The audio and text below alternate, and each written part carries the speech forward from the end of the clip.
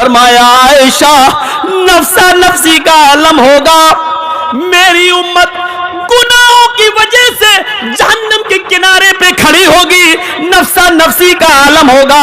और उस वक्त अल्लाह ताला कहेगा मोहम्मद मांगो क्या, मेरी उम्मत को बख्श दे, अल्लाह मेरी उम्मत की शिफात फरमा, अल्लाह मेरी उम्मत पर रहमो करम। ताला ने आदम से लेकर मोहम्मदुर रसूलुल्लाह सल्लल्लाहु अलैहि वसल्लम तक जितने रसूलों को, जितने नबियों को इस दुनिया में मबऊस फरमाया, सुनिए बहुत प्यारी बात बता रहा हूं, जितने नबियों को भेजा उन सारे नबियों को एक दुआ दी थी इख्तियारी।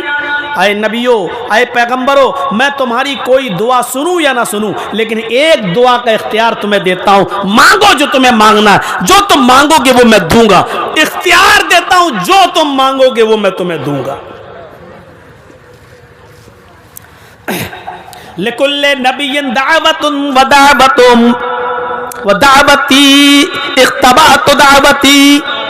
अल्लाह के नबी फरमाते हैं, हर अल्लाह ताला ने हर नबी को एक दुआ का इख्तियार दिया, उसने दुनिया ही में वो अपनी दुआ मांग ली। जितने नबियों से कहा उस नबी ने दुनिया ही में अपनी दुआ मांग ली और अल्लाह ने दुनिया ही में उसको दे दिया। अल्लाह ताला ने मोहम्मदुर रसूलुल्लाह से कहा तुम्हें भी इख्तियार है, जो कहोगे मैं तुम्हें दूंगा, जो मांगोगे मैं तुम्हें दूंगा। हर दुआ सुनूं ना सुनूं ये मेरे ऊपर है, लेकिन एक दुआ का इख्तियार है, मांगो क्या मांगते हो। हजरत आयशा फरमाती हैं कि अल्लाह के नबी सल्लल्लाहु अलैहि वसल्लम ने उस दुआ को छिपा लिया, कहा नहीं मैं दुनिया में नहीं मांगूंगा, मैं दुनिया में नहीं मांगूंगा।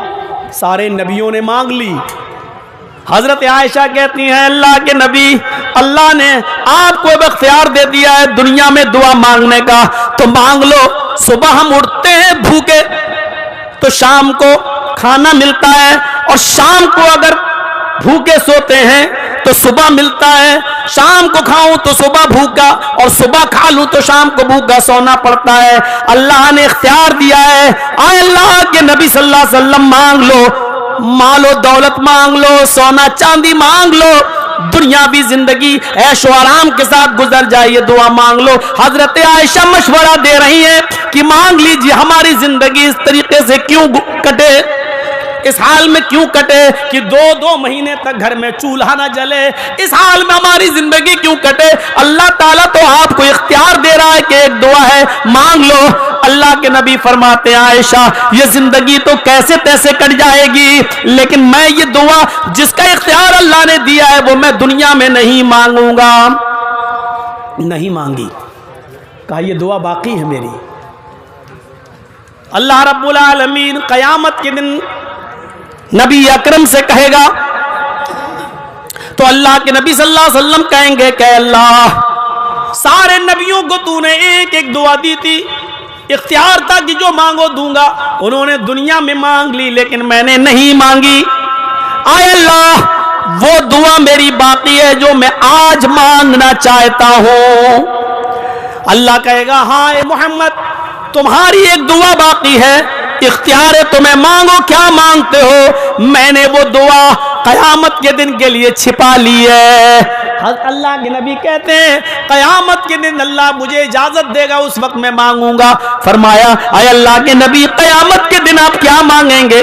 अय अल्लाह के रसूल, हजरत आयशा कहती हैं क़यामत के दिन आप क्या मांगेंगे। फरमाया आयशा नफ्सा नफ्सी का आलम होगा, मेरी उम्मत गुनाहों की वजह से जहन्नम के किनारे पे खड़ी होगी, नफ्सा नफ्सी का आलम होगा। और उस वक्त अल्लाह ताला कहेगा मोहम्मद मांगो क्या मांगते हो। मैं कहूंगा अल्लाह मेरी इख्तियारी दुआ बाकी है, आज वो दुआ मैं अपनी उम्मत के लिए मांगना चाहता हूं। अल्लाहुम्मा शफ़े उम्मती, आय अल्लाह मेरी उम्मत को बख्श दे, अल्लाह मेरी उम्मत की शिफात फरमा, अल्लाह मेरी उम्मत पर रहमो करम फरमा। मैं अपने गुनहगार उम्मतियों को क़यामत के दिन अल्लाह से दुआ करके उनको बख्शवाऊंगा, उनको जन्नत की तरफ ले जाऊंगा, उनको जन्नत का मुस्तहिक बनाऊंगा। और अल्लाह मुझे ये पावर, ये इख्तियार देगा। मेरे भाइयों, नबी अकरम का दुआ को छिपा लेना, जबकि सोना सोना मांगने का अधिकार, चांदी मांगने का अधिकार, दौलत मांगने का अधिकार नबी को है, लेकिन अल्लाह के नबी सोना नहीं मांग रहे, दुनिया में अपने लिए कुछ नहीं मांग रहे और उस दुआ को छिपा रहे हैं कि कयामत के दिन मैं मांगूंगा। हजरत आयशा फरमाती है नबी अकरम का दुनिया में दुआ ना मांगना, उस दुआ को कयामत के दिन के लिए छिपा लेना और कयामत के दिन अपनी उम्मत की शिफाअत करवाना। उस दुआ के जरिए रहमतल लिल उम्मती, ये नबी की अपनी उम्मत के साथ रहमत की दलील है कि रबी अपनी उम्मत के लिए कितना मेहरबान है। उस नबी ने तो अपने लिए कुछ मांगा ही नहीं और एक दुआ का इख्तियार भी दिया तो उसको भी अपनी उम्मत के लिए छिपा लिया, जो कयामत के दिन मांगेंगे। कितना मेहरबान है वो नबी, कितना मेहरबान है वो नबी। जरा सोचिए मेरे भाइयों, कितना मेहरबान है वो नबी। उस नबी की रहमत भरी तालीमात अगर आप देखेंगे तो दंग रह जाएंगे। अल्लाह के नबी सल्लल्लाहु अलैहि वसल्लम नमाज पढ़ा रहे हैं। उस जमाने में औरतें मस्जिदों में नमाज पढ़ने के लिए आया करती थी, पर्दे की ओर से नमाज पढ़ा करती थी। मुसलमानों जरा सुनो, नबी की रहमत का जरा नजारा देखो। अल्लाह के नबी नमाज में होते थे और नमाज में आप लंबी किरत करने का इरादा करते थे और आप शुरू कर देते हैं। पीछे औरतों के मजमे में जो नमाज पढ़ने आई, किसी बच्चे की रोने की आवाज आती, मुहम्मदुर रसूलुल्लाह वहीं से अल्लाहु अकबर कहकर रुकू करते, छोटी छोटी सूरत पढ़ाकर नमाज पढ़ाकर सलाम फेर देते। मेरे नबी की रहमत को ये भी गवारा नहीं कि मैं लंबी लंबी सूरत पढ़ता रहूं और पीछे मेरी उम्मत की औरत, मेरी उम्मत में रहने वाली औरत अपने बच्चे के लिए परेशान, वो बच्चा रो रहा है, हो सकता है कि वो दूध पीने के लिए रो रहा हो, ये भी हो सकता है कि उस बच्चे के पेट में दर्द हो। मुहम्मदुर रसूलुल्लाह अपनी उम्मत के लिए इतने मेहरबान है, इतने मेहरबान है कि आपने हुक्म नाफिज फरमा दिया। आए मस्जिदों में नमाज पढ़ने वाले पढ़ाने वाले मौलवियों, आए मस्जिदों में नमाज पढ़ाने वाले इमामों, तुम्हें अकेले नमाज पढ़ना है तो जितनी लंबी पढ़ना चाहो पढ़ो, लेकिन जब तुम लोगों की इमामत करो तो तुम मुख्तसर नमाज पढ़ाया करो, तुम छोटी नमाज पढ़ाया करो, इसलिए कि तुम्हारे पीछे बूढ़े भी होते हैं, तुम्हारे पीछे नमाज पढ़ने वाले बीमार भी होते हैं, तुम्हारे पीछे नमाज पढ़ने वाले बच्चे भी होते हैं।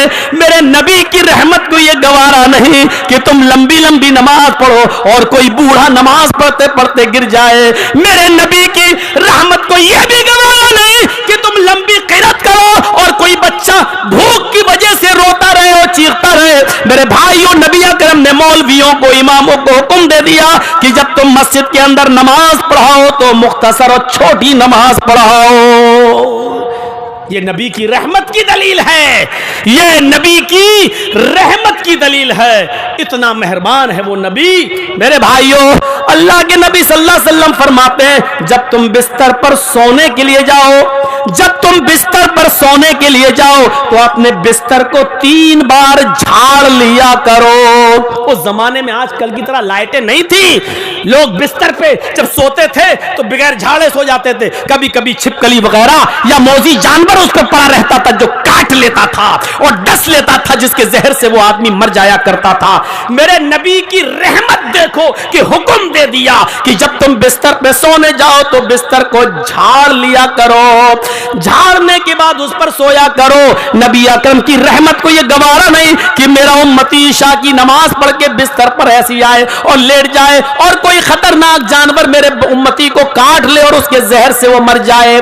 मेरा नबी ऑर्डर देता है, फरमाते हैं मुहम्मदुर रसूलुल्लाह अपने घर पे जब सोने जाओ तो अपना चिराग बुझा दो।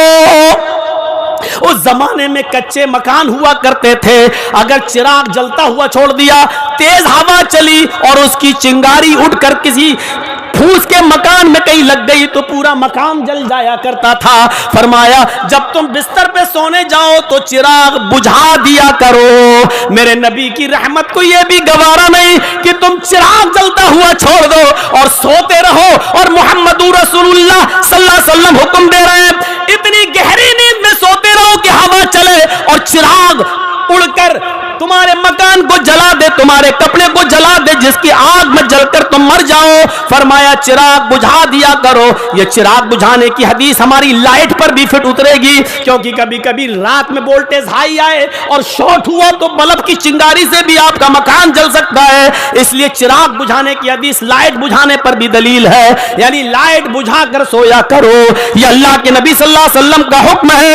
आपने फरमाया लोगों जिनके घरों की छत खुली हुई हो और उस पर चार दीवारी न हो तो खुली हुई छत के ऊपर न सोया करो, उसके ऊपर मुंडेर बांध लो, चार दीवारी कायम कर लो।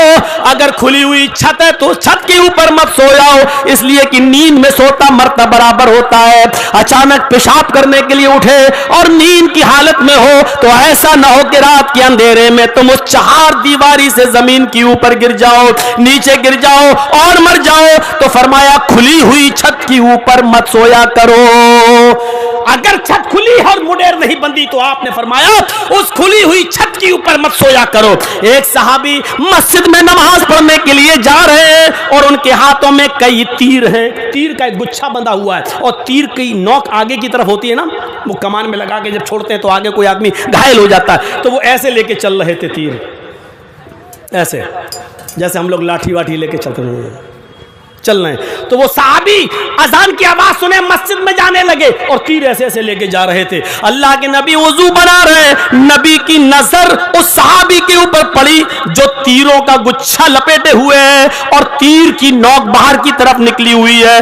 आपने वुजू बनाना छोड़ दिया। मुस्लिम शरीफ की हदीस है, आप उस सहाबी के पास आए, आपने फरमाया अपनी मुट्ठी, अपना हाथ इन तीरों के नोक वाले हिस्से पर रखकर इनको छिपा लो, यानी आगे के हिस्से को मजबूती से पकड़ लो। मुस्लिम के अल्फाज, कैला तखदिशो मुस्लिमन, कहीं तुम्हारे हाथ के तीरों की नोक से कोई मुसलमान जख्मी ना हो जाए, किसी सहाबी को ये तीर चुभ ना जाए। मेरे भाइयों, ये नबी की रहमत है। मेरे नबी की रहमत को ये भी गवारा नहीं कि कोई सहाबी तीर लेके चल रहे हैं और अंदाजे से बाहर वो तीर किसी सहाबी को लग जाए, किसी मुसलमान को लग जाए और वो जख्मी हो जाए। मेरे नबी की रहमत को ये भी गवारा नहीं है। मेरे भाइयों, आप अंदाजा लगाइए कि कितना मेहरबान है वो नबी, कितना रहमत वाला है वो नबी। इसी को कुरान ने कहा बिल मुमिनीन रऊफुर रहीम, वो मोमिनों के लिए बड़ा मेहरबान है।